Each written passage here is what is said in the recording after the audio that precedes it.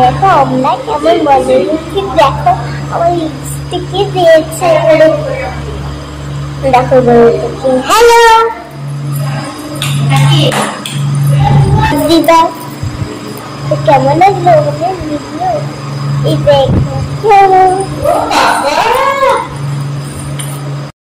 রিয়া যা ছুটিতে আছে তারপরে অফিসে আসছি গ্রুপ ফটো তোলো সামনে রান্না করতে জানি তুমি রান্না করো এই যে একটা বেসিন আছে দেখেন জলটা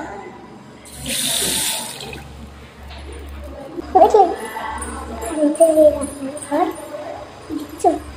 দরজা এখানে খাবার এখানে খাবার